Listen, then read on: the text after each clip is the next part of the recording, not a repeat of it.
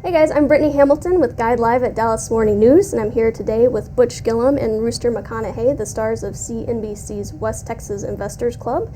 Their show premieres the second season on June 7th, and they're here in Dallas with us. Welcome, guys. Thank you for having us. Happy to have you.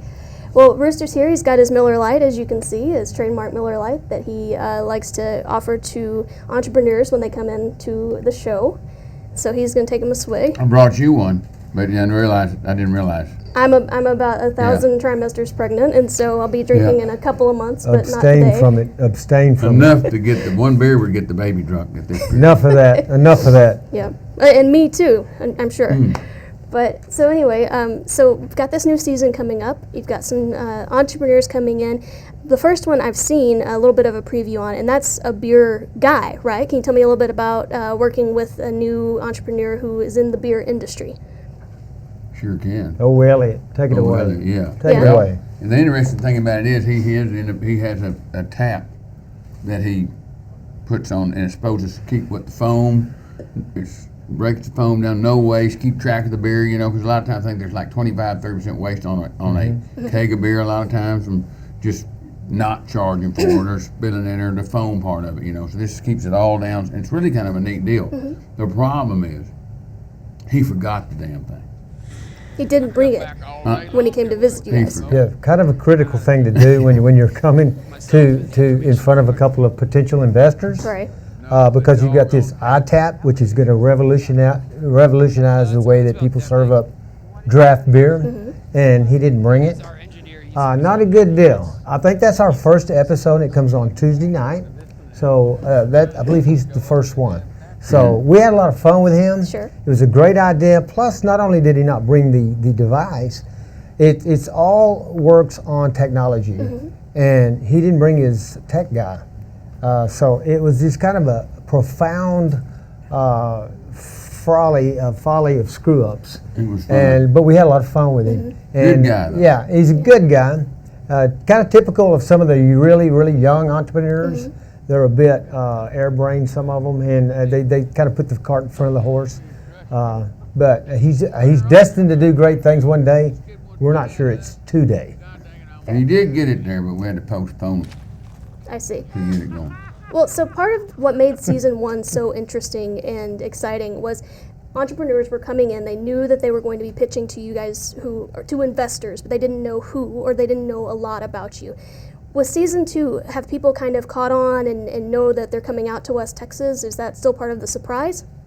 I think we're at the disadvantage. That we don't know them.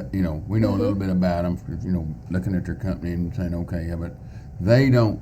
They know us more, and I think it's kind of the other way now. And they're more. I think they're more all in. They're more ready. They believe in us. They know who we are. So it causes it to be more emotional, wouldn't you say? It just becomes. They don't have to. It doesn't take them so long. They're not in shock when they walk in and go, well, there's these guys. Look at these guys. They don't have shit. They know who we are before they get here. But there's something that has we've extracted out that's been revealed itself to us this time around.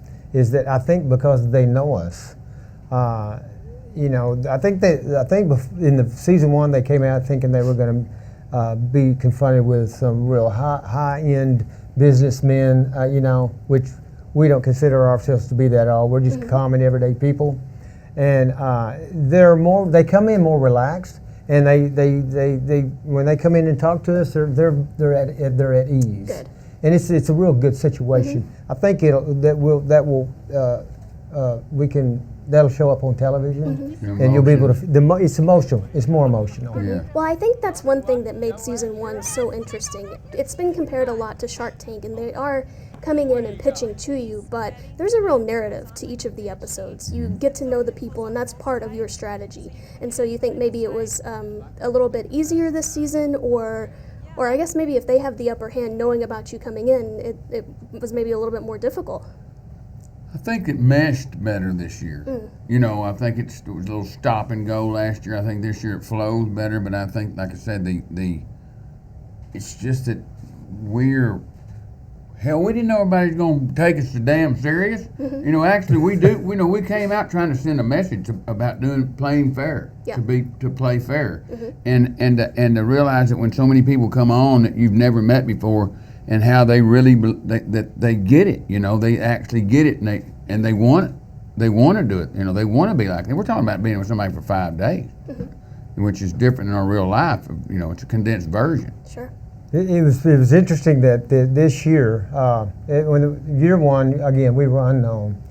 This year, we had 10,000 plus applicants. So, you know, we had a real big stream of people to select from. And it's really cool when they get here because they do feel as though they know us. And I think they appreciate the fact that we will spend time with them to get to know them. Because again, it is important to Rooster and I. It's not just a cliche that we say for the sake of the show or something that sounds good. In our lives, as we've done our deals in business throughout our lives, relationships are paramount. And if those aren't good, and if those aren't right, they can wreck any business. So the premiere is Tuesday, and it's at 9 p.m. on Central Time, and you can see it on CNBC. Thank you, guys. Thank you for having us. Thank you.